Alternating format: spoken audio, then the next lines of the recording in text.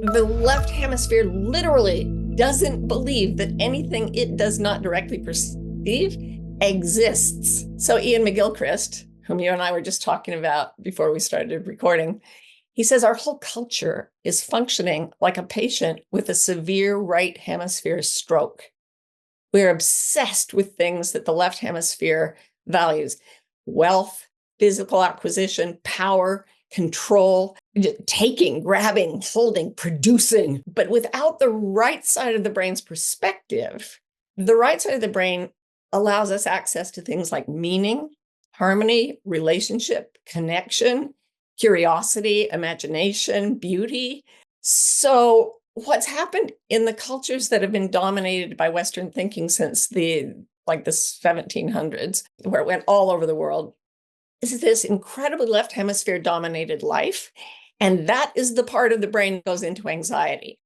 If you're anxious in life, you kind of want more control. And people that want more control are naturally going to be drawn to positions of power, whether in politics and business or whatever. So these people rise up, and our creations in this world are only really ever going to be an extension of ourselves. So if you have anxious people that are very left hemisphere dominated in these powerful positions, then naturally these people are the ones that are creating our societies. We're creating anxious societies and anxious cultures.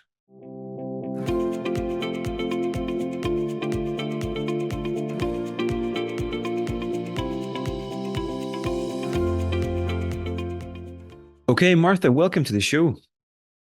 Oh, thank you for having me. It's so great to be here. Okay, to get started, I'm just going to start with a quote, and I want you to sort of just tell me about the significance of this quote in your life. So, at no day, at no hour, at no time are you required to do more than you can do in peace. And that's from Melody Beattie. Can you maybe tell us about the Right. significance of this quote to you? That quote saved my sanity when I was a 30-year-old mom trying to finish my degree at Harvard while also being a professor, while having 3 kids under 5, one with a disability, and a lot of autoimmune diseases. I mean, it was tough going. And I read that quote and it resonated so powerfully with me. It was one of those things that I came to know well in subsequent decades, where you hear a truth that actually lands in your body as a sense of peace. And it was so self-evidently true that I immediately, without even knowing it, started letting myself off a lot of hooks, a lot of cultural hooks that said what I was supposed to do in all my various roles, because peace was stronger than culture for me. And I think that was the core upon which peace is the core upon which I've built all my books, all my coaching, everything. I love it. I love it. And so, something else I've heard you say, that a sentence that really sort of has a big impact on the people that you work with and on yourself as well, is that, I am meant to live in peace. And when I heard you say these two Yeah. things, like I literally felt like, oh my God, like I Yeah. just felt like I could breathe. These are In really that powerful things. sense, it's so interesting. The body is so intelligent. Never think that your body relaxing is an insignificant event. I can be meditating and breathing as deeply as I think I can, and a thought will come in that's very true for me, like I am meant to live in peace. And I'll be right in the middle of an inhale, and then something inhales much more. Like my chest literally expands more. And it's not because I'm doing it on purpose. And I know scientifically it's all the muscles in my body relaxing when I'm telling myself the truth, because polygraph machines, lie detectors work because when we lie, we get tense. Anytime we're doing something that is wrong for us at the deepest level, we get tense. So I'm breathing, and then I have a truer thought. I'm never required to do more than I can do in peace. And suddenly and it's an exquisite sensation. I want everybody to have it many times a day. I've actually added, so I'm doing a quote of the day at the bottom of my email signature, and that's my quote of today for today. So there you go. Oh, that's awesome. Have you thought much about why that might be the case? Like, why might truth have that kind of effect on the body? Well, I think it's because the body is rooted in nature, in what's actually happening. And as such, it responds to reality. And sometimes our minds are in reality. If you're just in a total state of presence and you're thinking, here I'm sitting in my office talking to this wonderful human being, and nothing is threatening me right now. Oh, my body is aligned with reality. My mind is aligned with reality. But if I then think, oh my God, politics, um, like my mind spins out a bunch of scenarios, many of which are very negative, and I'm not in reality. And the body wants to get back to reality. So it almost like starts to pull me toward truth. And if we live out of authenticity long enough, that pulling, that continuous pulling can become muscle pain, can become organ diseases, any kind of degenerative illnesses, heart disease.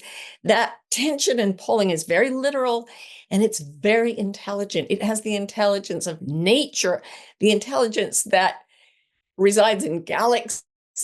It's so far beyond what the human brain can think cognitively. So we have to learn to respect the signals from this incredible organism we have, this sophisticated, I may have told you last time we talked, the cognitive mind processes about 40 bits of information per second, but the entire body is processing about 11 million bits of information per second. So it always lets us know when we're telling the truth and when we're not, even though usually when we're not, it's an innocent thing that we're doing because we were socialized to do it. Amazing. Yeah, it reminds me of one of the things we touched on in the last conversation was this eternal battle that goes on between nature and culture. And culture is always Mm-hmm. Yeah, getting us pulling us away from that. And the more we can yeah, kind of align with nature, the more joy we experience, the less suffering. yeah. And after I wrote the book we talked about last time, The Way of Integrity, a lot of people really started like lining up with their truth and doing this incredible, admirable job. Integrity for me, as I said to you, is not a moral issue, it's a structural one. When we're in integrity, we simply work better. It just means to be in one piece, basically. But all these people came up to me and said, I'm living in pure integrity, but I'm terrified all the time. I was like, that's so weird. Why am I not terrified when I'm in my integrity? And I realized that over 30 odd years of meditation, what happened is that every fear I have that is not a clear and present truth dissolves if I watch it long enough from a place of no trouble, no motion, really a place of deep stillness. But anxiety, which is the re-triggered fear that comes to us when we are imagining danger, has a really interesting place in the human brain. The human brain, not animal brains, human brains, get stuck on this idea. I'm in danger. I have to control things. I've got to do something. What am I going to do? Oh my God, I'm in danger. Animals, they see a bear, they run from the bear, they get away from the bear. They've had a moment of fear, then action, then it returns to baseline. Humans, we see a bear, we get away from the bear, and then we lie in bed worrying about bears all night. So this little spiral in the human brain, it's called an unregulated feedback cycle, where we scare ourselves with the stories, which then become a scary environment to the brain, which then puts out increased fear, which leads to increased scary stories, and it spirals up. And here's the other weird thing about it. That part of the brain is absolutely convinced that nothing but itself exists. It's it's so weird. Like if somebody has a severe, all this is happening in the left hemisphere, basically. If someone has a severe right hemisphere stroke, they become convinced that nothing they're looking at with their left eye, which is controlled by the right side of the brain, which is out, right? It's blotto, it's gone. Nothing it sees with that eye is real. Only the things it sees with the right eye are real, controlled by the left side of the brain. So the right eye sees the left leg and the left arm and says, those aren't mine. The left hemisphere literally doesn't believe that anything it does not directly perceive exists. So Ian McGilchrist, whom you and I were just talking about before we started recording, he says our whole culture is functioning like a patient with a severe right hemisphere stroke. We're obsessed with things that the left hemisphere values. wealth, physical acquisition, power, control, um, taking, grabbing, holding, producing. But without the right side of the brain's perspective, the right side of the brain allows us access to things like meaning, harmony, relationship, connection, curiosity, imagination, beauty. So, what's happened in the cultures that have been dominated by Western thinking since the 1700s, where it went all over the world, is this incredibly left hemisphere dominated life. And that is the part of the brain that goes into anxiety. So what I found out was a lot of people were telling themselves innocent lies, like, I'm in total danger right now. After a certain American election, I was meditating in my room and I was like, in my head, I thought, how can I be expected to be calm under these conditions? And another part of me said, you mean your bedroom? I was like, okay, all right, I can be calm under these conditions. So there's these little lies that are just tight and they're worrying us, and then they're reproduced in the culture. So everything we see out there is, here's what you should be afraid of. Here is the horrible thing that is happening. Here is the more horrible thing that is going to happen. And that spins us out. So the combination of the spiral in our brains that goes up and up and up into anxiety, and the spiral in culture that goes up and up and up into anxiety, has made anxiety the number one mental health problem in the world. Billions of people now have clinical level anxiety disorders, and it does not go down after it goes up unless we can expose it to the meaning-making systems of the whole brain. And that's what my current book is about.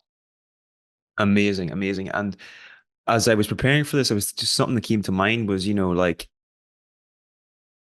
people that are people that are anxious, not always, but this could be a case that if you're anxious in life, you kind of want more control. And Oh, yeah. and people that want more control are naturally going to be drawn to positions of power, whether in politics and business or whatever. So these people Yep. rise up, and our creations in this world are only really ever going to be an extension of ourselves. So if Yeah. you have anxious people that are very left hemisphere dominated in these powerful positions, then naturally these people are the ones that are creating our societies. We're creating anxious societies and anxious cultures, which is Yeah. There's a line in Leonard Cohen's song, The Future, and it says, give me absolute control over every living soul and lie beside me, honey, or lie beside me, baby. That's an order. That is kind of the mindset that's dominating most leadership positions in our world. And there were hundreds, thousands of pre-modern cultures that lived with a principle of harmony at their center.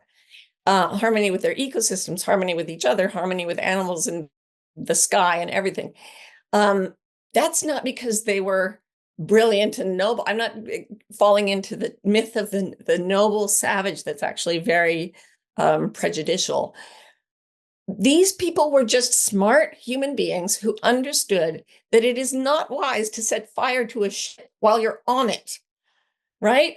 So our very, very intelligent culture has gone out, wiped out billions of people through plague, guns, germs, and steel, and then said, we're just going to trash the environment as well so that we can get more stuff, because that is success.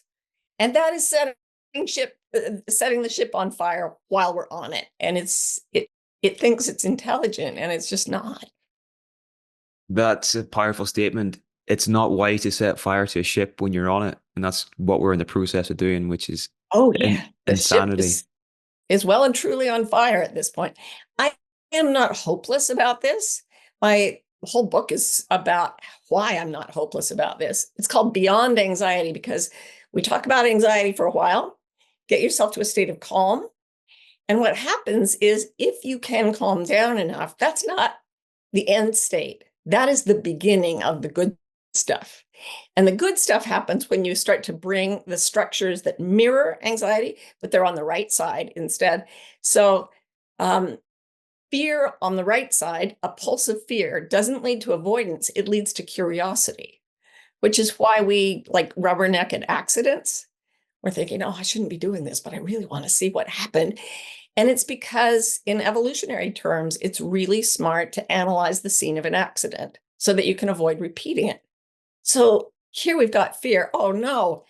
Over on the right side, we've got curiosity. What actually happened over there? And curiosity takes us into connection, into creativity, into compassion. There are all these qualities that we start to connect with, and we begin to use the human imagination, which is deeply creative. So if we're going to solve these really serious problems that are already happening, we're not going to do it from within. This is what Einstein said. No problem is solved from within the level of consciousness that created it. Instead, we have to access the human imagination and start creating things that can actually fix the problem. And if all of human imagination were put up to that task instead of get more stuff, we could solve the climate crisis and we could bring peace to the world and we could do all the things that so many of us are yearning for and are worrying we'll never get. So there's hope. There's abundant hope. For sure, for sure. One of the things I've heard you say that really stuck with me was that, the opposite of anxiety is not calm. It's curiosity. Is that right? So, along those lines? Curiosity, creativity is really where it gets. There's a little burst on each side that goes fear, avoid, get curious, and then immediately creative. And there's a reason why every human culture that we've ever studied has made things that my partner calls precious and pointless. They are precious and pointless. She was making a bead bracelet. And we were thinking about how if you went into a pharaoh's tomb from 5,000 years ago, what would you find? Beaded bracelets. If you went to visit an uncontacted tribe in the Amazon rainforest, what would they be wearing?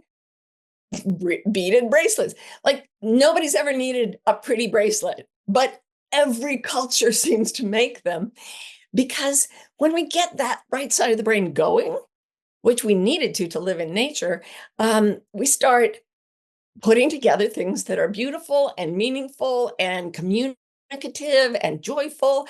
The only part of language that is handled on the right side of the brain, there are three things: jokes, poems, and songs.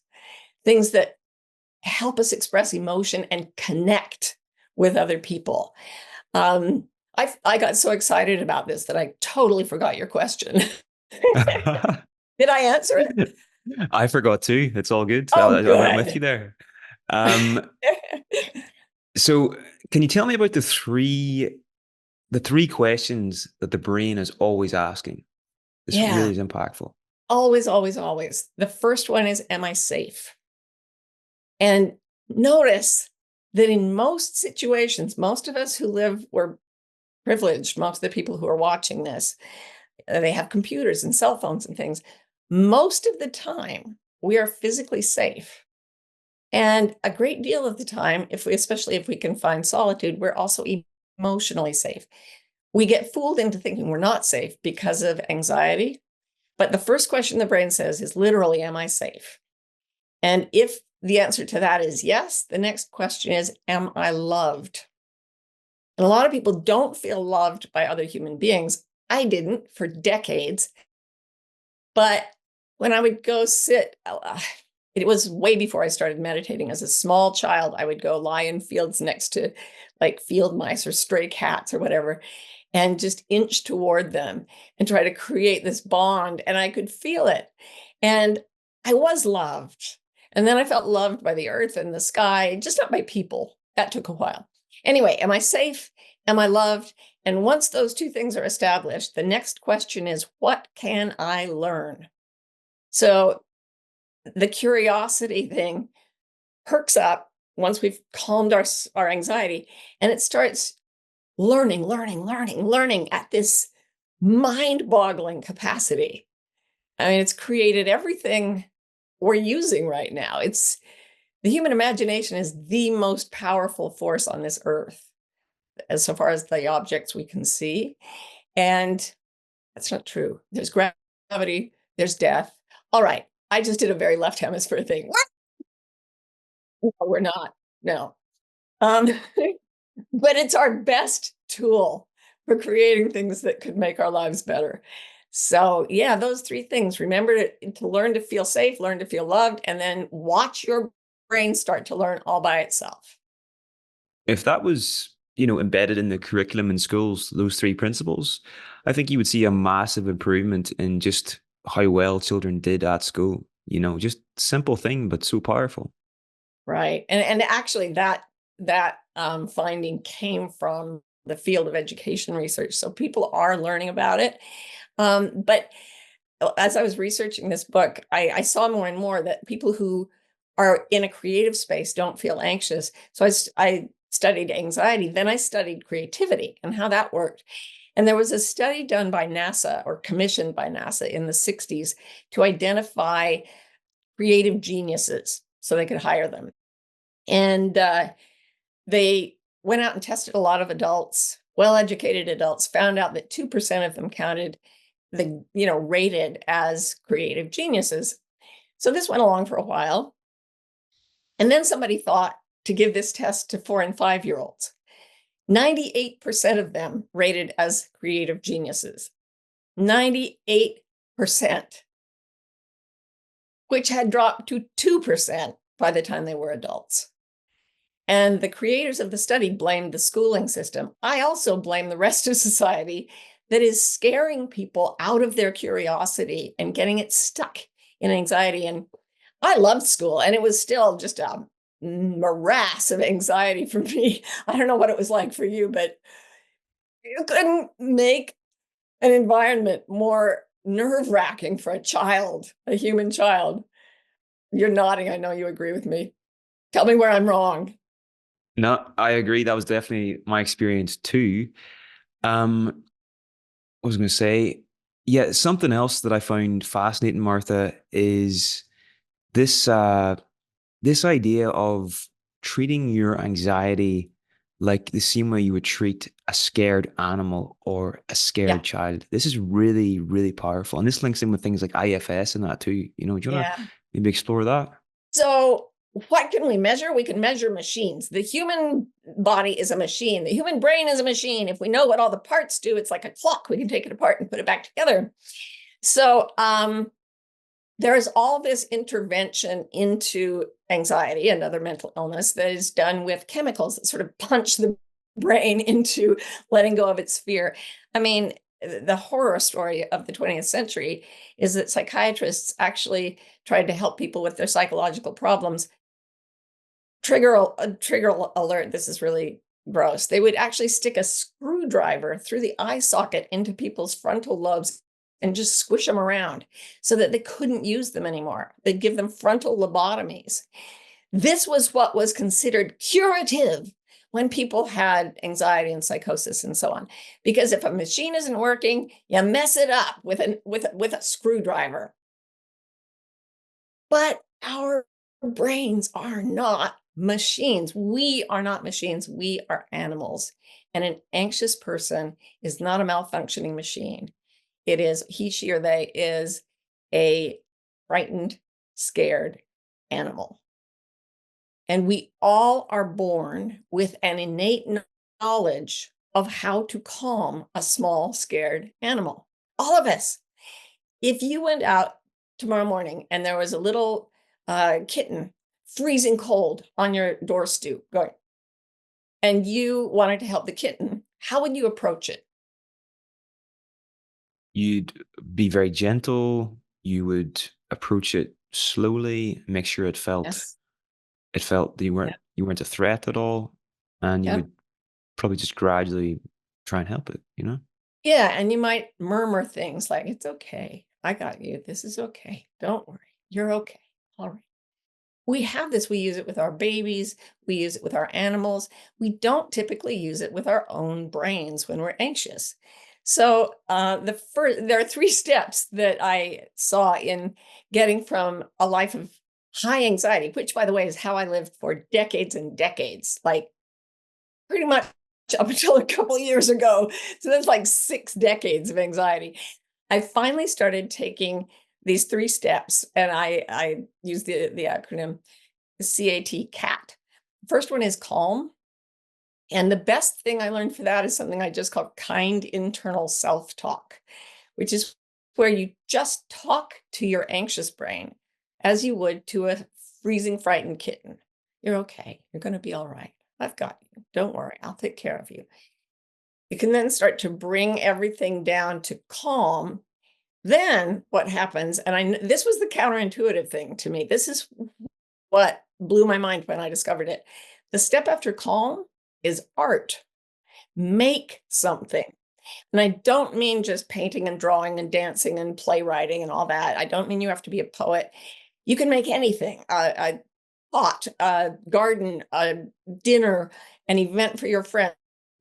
You can make anything at all, and it starts to activate the artist part of the brain, which is also a spiral, but instead of getting tight in a knot in fear, it starts to expand outward, connecting more and more and more things and gaining skills and attracting other people. In fact, the right side of your brain is actually a different color from the left side of your brain because it's filled with these long neurons that are coated with a fatty white substance called myelin because they're so long they have to be reinforced. And they bring different things that are not usually in connection with each other together in a process called a far transfer, which I love. And because of that, the right side of your brain is a paler shade of grayish pink than your left hemisphere. So once the art starts going, then the T of the CAT is what we call the flow state. It's where we're doing or making something that engages us, engages our positive curiosity, makes us want to get better at whatever we're doing, like makes us pay real attention to what we're making. And I interviewed so many creative people while I was writing this book, and they all said that even though they had anxiety at other times, when they began to create, there was a point where, as one of them put it, the walls fall away and there is no physical self. There is the fascination of the creation, the creative power of the universe flowing through us. I mean, you have to start describing it in superlatives because it's ultimately unspeakable. You can't even describe it. Jill Bolte Taylor, who had a left hemisphere stroke while she was a neuroanatomist at Harvard and is a friend of mine, she had a bad left hemisphere stroke. And she found herself in a world where she felt completely connected to every other thing, living or dead, to the edges of the universe. She felt awe and bliss and this overwhelming love. And she lived in this state while she rebuilt the left side of her brain. And she was very careful not ever to lose it again. And now she lives in a balanced brain state. And that I think is how the brain is meant to work. I love this. You talk about the kindergarten complex, and uh, which I find interesting. And then also, I'm curious, what does your practice look like now? Is this something? Are you doing art now on a daily basis? And how, like, what does that look like? And do you want to maybe tell us a little bit Yeah. about your practice? I mean, part of what it looks like is this. These are tubes of paint. So that's where I keep my paints. I've got my palette right here, watercolor palette that I was working on a watercolor today. For a month during lockdown, I got up every morning. I did an experiment on myself. I thought, okay, I think everybody knows, every social scientist who's been anywhere near this topic knows that creativity shuts off, just slams shut when anxiety starts. But what if they toggle? What if anxiety slams shut when we get creative enough? So I did this experiment. First, I started asking people in large numbers online, doing my own little sociological experiment. But I did a personal experiment too, where I got up every morning for the month of January, 2021. Was it 2020, that horrible lockdown year? I think that was it. Anyway, I would get up and just do things that worked the right hemisphere of my brain. And for me, it was drawing and painting because that's what I did when I was a kid for fun. So I thought I'll start with drawing and then I'll go on to whatever else appeals to me for a full month. That's all I'm going to do. So I got up and I started drawing, and I never went on to anything else. I started drawing like 20 hours a day. I was in a state of joy and rapture, like rapture. And at the same time, I felt like a very small child, but with a happy childhood, just, and at the end of the month, I couldn't stop. I couldn't turn it off. And I was like, I have other things to do. And my, my brain would say, really? I don't think so. Let's go draw something. And I would do that again. And it went on for like weeks more. And I finally called my IFS therapist. And I said, look, you've got to make me stop painting and drawing. She said, well, let's go in and we'll talk to your internal parts. Those of you who know IFS will know what I mean. There's part of you that wants to draw. There's part of you that doesn't. Let's see what your wisest self is saying. So I went in and I'm like, this isn't working. The wisest part of myself wants to keep drawing. And she was like, well, is that a problem? And I was like, yes, I have to finish a book. I have to do, like, I cannot be just drawing all day. And she said, and she's this very, very highly trained intellectual. And she said, full disclosure, I've been taking an oil painting class and I can't stop either. and and once you're in that mind state, if somebody brings you a problem, that's what goes to solve it. Now, let me ask you this. If you were in a car crash and you were badly injured, God forbid, and you went in for a lengthy surgery, would you rather have the doctors who are working on your body be working in a state of complete panic or calm, curious creativity? It's your body. Which doctor do you give it to? The one who's running around the office screaming, or the one who's like, wow, I'd love to give that a try? Yeah, well, no brainer. Calm, curious, creativity.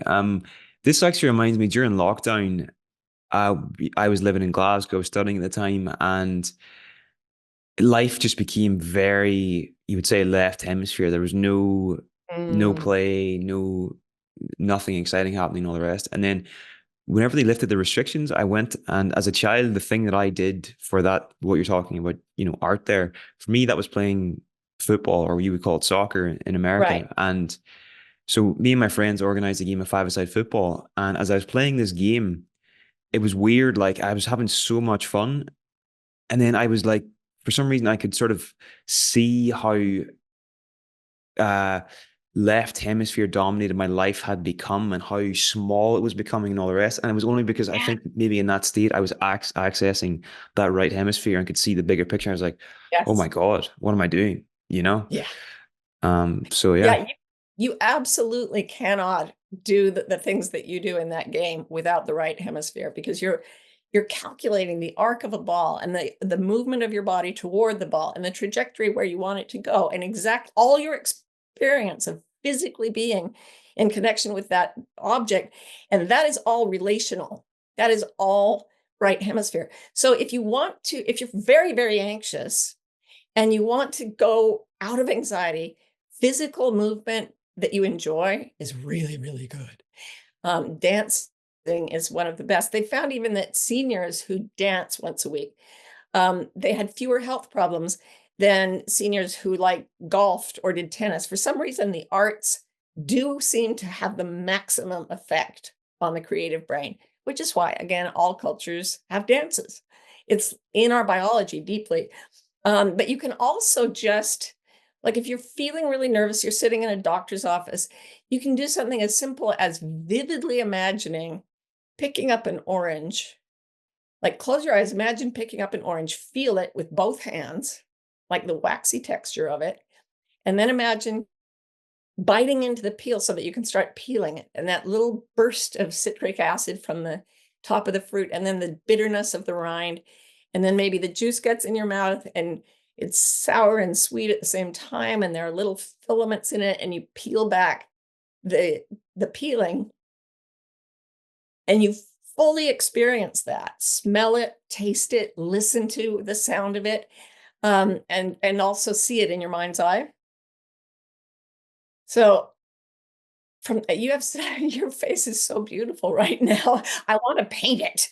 I want to paint it. But you just like your face took on this beautiful expression that I see in people who are deep meditators. I don't mean to embarrass you, but it was really noticeable.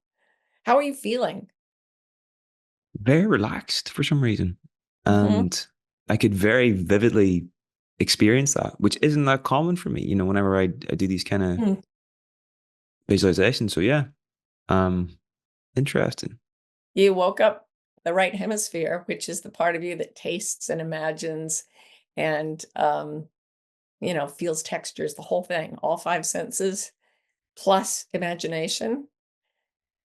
When you're using it all, anxiety has to pipe down. So if somebody is feeling anxious and they're feeling anxiety, like that is a very simple way to break Yeah. that specific exercise too, Yeah. But you can't let it go. I think one of the problems I have with many of the wonderful books on anxiety that are out there is they end at calm. But if you end at calm, you've still got a brain that has what's called a negativity bias, and then it's got this anxiety spiral, and you're going to go into that just biologically. And then you live in a culture that is just screaming anxiety at you all the time. So you're going to get anxious again if you just stop at calm. It's not powerful enough. You kind of need to engage it. So if that exercise works for you, imagine, you know, peeling a squash or a pumpkin and cutting an onion and then go make a stew or go make a fruit salad, like actually with your hands make something that engages all your senses. Think about it. We evolved for hundreds of thousands of years doing things like walking outside. We woke up every morning to the sounds of wind and bird song and each other's voices. We rose and set with the sun. Um, Everything in our culture goes against what we evolved to enjoy. And we think of productivity as just constantly making things that are considered productive because they make money. Jeff Bezos, one of the richest men in the world, the founder of Amazon, says proudly that he tells all his thousands of employees to wake up every morning terrified. Terrified. This is the word he uses. And keep being terrified all day long because that's productive. Now, these people are not rich. He is one of the richest men in the world. So thousands of people are supposed to be afraid all the time so that he can get richer. And he already has enough money to buy, like, maybe Scotland. I don't know. No offense, but I don't. He's very wealthy. And so we've got this culture that's pushing us toward fear, toward fear, toward fear. And our nature says, go for a walk in the woods, make a stew with your friends, throw a ball for your dog, do the things we did in ancient times. And your whole nervous system will come back into balance. I love it. I love it. And you also talk about this idea of creating a sanctuary, like creating an Yeah. environment. Can you maybe tell us about this as well, like the importance of it, but also how might somebody do this? Ah, yes, we all need a sanctuary, not just a sanctuary, which means a safe place, but a sanctum sanctorum, a holy of holies, a place where we can go to feel really at peace. It's so interesting because I've been getting emails about this book because the galleys are out. And a number of people have written the word scared. I'm so scared all the time. They've typoed it as I'm so sacred all the time. And it's not just a one-off. People, maybe it's the way your fingers work. I don't know, but maybe it's the subconscious saying, I'm so sacred all the time. Like I need to get to this sanctum sanctorum. And you do that by finding a place where you can be alone for a little while. And it doesn't have to be anything fancy. If you've got nowhere else to go, you can always go use the loo, set that up, and you can lock the kids out for a while. But I have a corner of my bedroom. And what you want to do is make that a place where you are very kind to your inner animal, your anxiety creature. You get to sit there and wrap yourself in something soft and warm, or be in the cool breeze if it's a hot day, and say to that anxious animal inside you, how are you doing? Tell me everything. I want to know everything. I'm listening. I've got you. I'm here for you. It's sometimes helpful to journal it. How are you today? I'm here for you. Tell me everything. And then just write whatever comes up. If you want to really trick yourself, you can write with your non-dominant hand and see what what gets written from that perspective. It's often very different from what your dominant hand will write. And then you start filling your space with something that a polyvagal expert named Deb Dana calls glimmers. So we've all heard of triggers, and it's kind of overused these days. It literally means any reminder of a trauma that we haven't resolved. So if you were in that horrible car crash, God forbid, and then you hear brakes screeching, and that was a sound that happened just before impact, that brakes squealing sound will activate your fight flight system. Wham! Like full on. And you may have a panic attack. Okay, so that's a trigger, and that get yourself some therapy. IFS therapy is awesome for it. But again, it has its corollary. There's left side triggers, right side glimmers, in Deb Dana's words. And that is something that is connected to a positive experience, so that when you experience a little bit of it, same exact premise as a trigger, it opens your mind into the wonderful situation in your memory. So into your sanctuary, into your sanctum sanctorum, bring objects that you can hold and smell and even taste and say, oh, this reminds me of good things. So, for example, right here in front of me, I have two glimmers. This one is a turtle. This one is an elephant. They stand for the two instructions Goethe, the poet Goethe, gave to young artists. Never hurry, he said, and that's why the turtle. Never cease, he said, and that's why the elephant, because Ganesha, the elephant god, is the remover of all obstacles, so never cease. They're made out of this gummy stuff that my 4-year-old gets at a sensory place because she's on the autism spectrum, and she loves tactile connection to this type of rubbery stuff. So she gave me these, and she gave me them with great formality, because I used to have them made out of metal. And she said, I think you will want this, Muffy. This is better. So every time I see them, I've got them on my computer, one on one side, one on the other. I am reminded of the poet Goethe, of all the books I have ever written that way, of my wonderful 4-year-old, and of the promise that if we never hurry and we never cease, wonderful things are going to happen. So just little glimmers like that, but fill your space with them. That's incredible. Just the idea that you can wrap so much meaning and positive associations into a tiny object, and then that can be a source of strength and resilience at any time, We incredible. all do it. That's what the right side of the brain does. Tell me why a pencil should make you happy. We're always saying, tell me why a pencil is a dangerous object. I could gouge my eye. Tell me why a pencil should make you happy. I'm asking this now. I want to challenge your right brain. Pencil should make you happy because it's a tool for creativity and opening your mind to new possibilities. I find whenever I just start writing, things come up that they come out of nowhere, but these lead to fresh insights, new ideas, creative projects, and all the rest. So it's a gateway Yeah. that opens up into a different dimension, I suppose, that can bring new things into this world, So that's Oh, why. oh, I've got the chills. That is amazing. And you actually sort of went from the art. So there's calm yourself and get artful. And you actually went into the mystery. You went to the place the right brain goes. You can create things, and then they seem to appear out of nowhere, like dew on the grass in the morning. An idea will occur to you. And that is the right side of the brain working in its own way. The left brain wants you to show its work. It's very procedural. This is how I did it.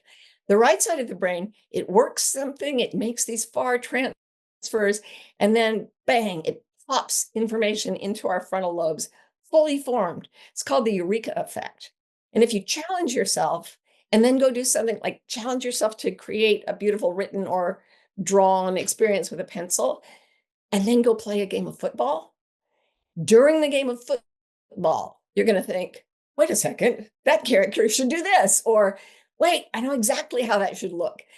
That's how humans are meant to live, outside in motion with all these interesting problems that are solved by themselves in parts of the brain we don't have to take care of, using the information, the math, the science, the data from the left side of the brain, because the right side doesn't ignore the existence of the left. It's only the left that ignores the existence of the right. So what you're talking about and the way you just worked with that pencil are putting you into that, like at the doorway of the mystery. And that is so fun. For sure, for sure. So your book's also about purpose, Martha. How does Yeah. purpose link in with this? When you are, a lot of people think if I'm anxious and driven, I will find my purpose. Opposite. When I am not anxious at all and I'm not driven at all, I will find my purpose. You stumble over things that, in the words of Frederick Buechner, he said, your mission in life is where your deep gladness and the world's deep hunger meet. So you're out here making a podcast and you're doing the best you can. And when you're thinking about your listeners, what is your desired effect on them and their lives? Um, I think I would like to open them up to new possibilities, new ways of seeing the world. Um, yeah, open to things like curiosity, awe, wonder, these sorts of things, like, yeah, Ah, exquisite. Do you enjoy doing that? Do you enjoy knowing that you're making something that could, potentially do that? for sure, for sure. It's obviously the main benefactor here would be me, first of all, but then Exactly. it goes both ways. But yeah, So when you're in a place of pure creativity, you naturally wish to serve the world. You will find the place where your deep gladness and the world's deep hunger meet. But as you just very eloquently said, you do it first and foremost for your own joy. One of my favorite spiritual teachers once said, the thing about the Buddha is he only ever saved one person. He just wanted to find the way out of suffering. But then he would sit down with his acolytes and help them find their way out of suffering. And so millions and millions of people for thousands of years have had these practices. And yeah, Jesus, we have a much grimmer set of heroes in the Western religious world. But even he, when he was teaching and preaching, even though the Romans were threatening him, he said to his mother, "For this cause came I into the world. This is what I want. This is my purpose." And I like to picture him happy. They never have pictures of, they always have pictures of him on the cross. He was only there for a short time. And according to the Bible, he's been much better since then. Sorry, that really makes everybody upset. Um, but yeah, the idea that we have to be tortured and self-defeating to find our purpose is very common, partly because of these religious teachings.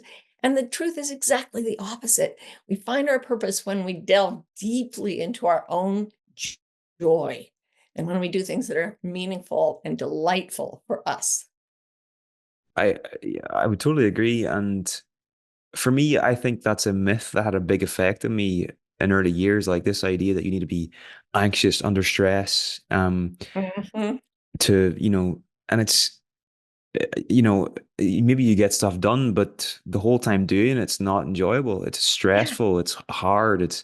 But whenever you create from this place of joy and lightness, like things go a lot better and a lot smoother, and just life is much better. And I've actually been thinking about, I had a decision to make recently about kind of the path I'm going to go on the next few years, or whatever. And this one path was more kind of logical, left brain. The other path more like, not sure, more um, on like new territory, I suppose, and Mhm. was sizing them up. And then in preparation for this, I was listening to your conversation with Andrew Huberman, and you guys were Mm. discussing the perfect day exercise. Uh-huh. And I have your audiobook, the Finding Your North Star, is that what the title is? Yeah.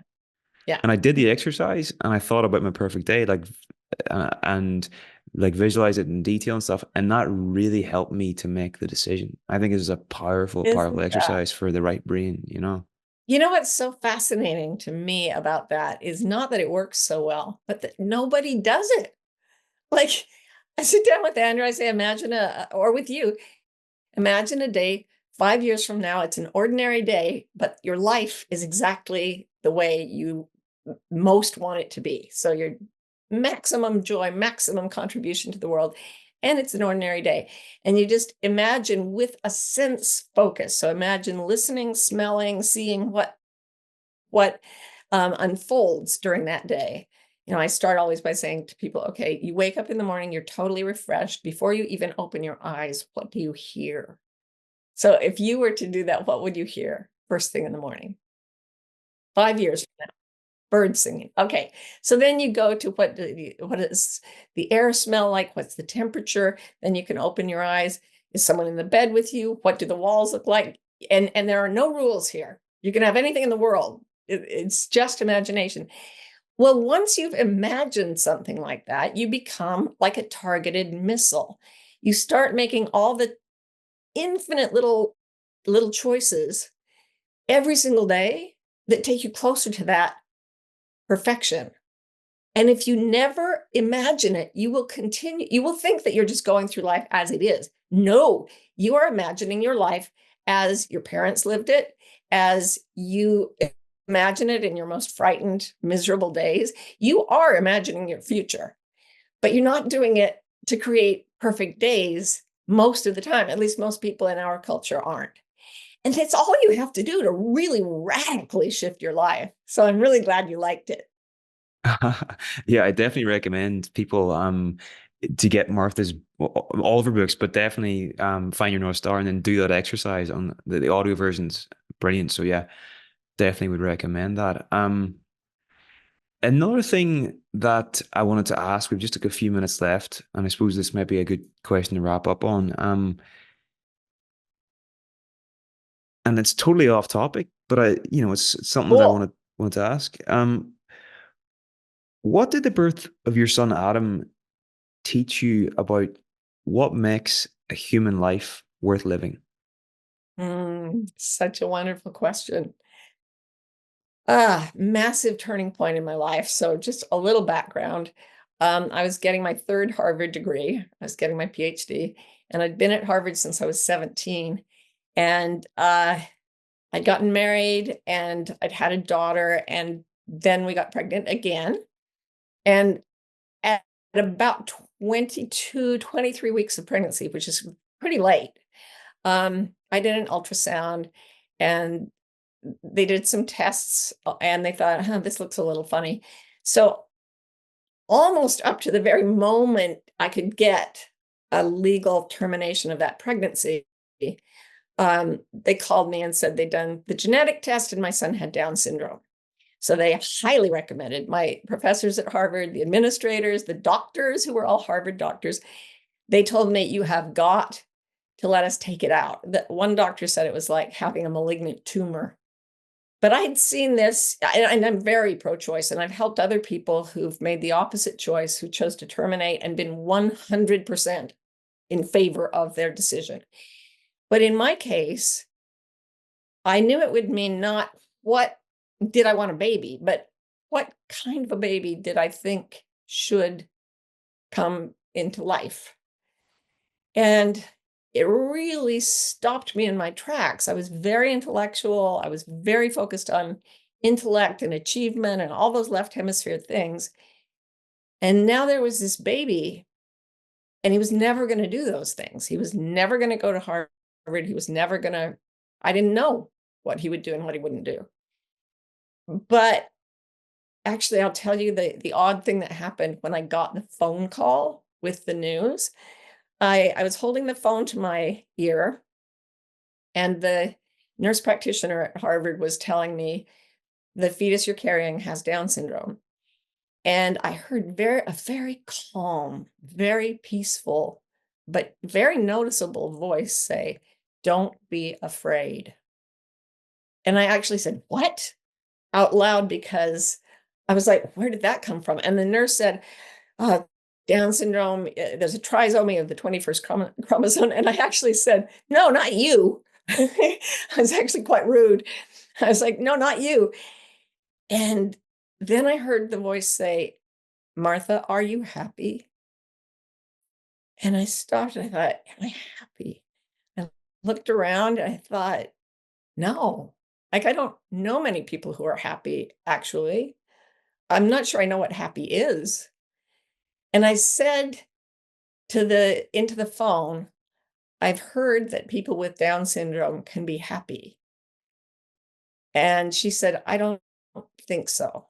And the voice said, "That is right." And it landed just like there's no day, hour, or moment where you are required to do more than you can do in peace. It just, and in that moment, reevaluated I reprioritized everything in my life. Suddenly the productivity, the grasping, the clinging, the chasing rewards, the impressing other people, it was far less important than whether or not we can experience joy, whether or not we can connect with one another, whether or not we can be surprised and delighted, or surprised into learning something amazing. It just shifted. It was like one of those figure ground things where what I thought was the foreground suddenly became background, and what I thought was background became foreground. And I walked around Harvard getting more and more pregnant, and everybody knew about it and they did not agree. And I would just look at them and think, you are very high achieving. I'm not sure you're happy. And I don't know about them, but I do know that that set my compass in a very different way. And that ultimately, 36 years later, is why you and I are sitting here talking about happiness.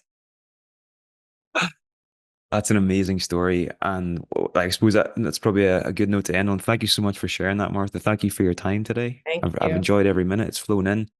Always a pleasure. This is going to be released 2 days after your book launches. So where would you recommend people to pick that up? Probably Amazon.com after all those Amazon employees. Or yes, go to your nearest bookstore. We need people buying things in independent bookstores. And if you can't find them there, go to Amazon. And you've also got, am I right in saying you've got is it a membership community at the moment or an app that you guys have developed? Is Oh, that right? yeah. We have, excuse me. Yes, my partner and I started an online community actually during the election because we thought things might go in a very scary direction. People are going to be really anxious, and we want to create a community where people are supported in getting out of the fear brain and into the calm, creative, connected brain. And so we created a community called Wilder, and it's just wilder.com because what we call civilization is not, it's making us very anxious. And if we could be a bit wilder, I think life would be a lot more fun. I love it. I love it. Okay, Martha, keep doing your amazing work. I'm excited to see what you create next. And You too, my dear. I always love talking to you. you too. All right, take care. We'll talk soon.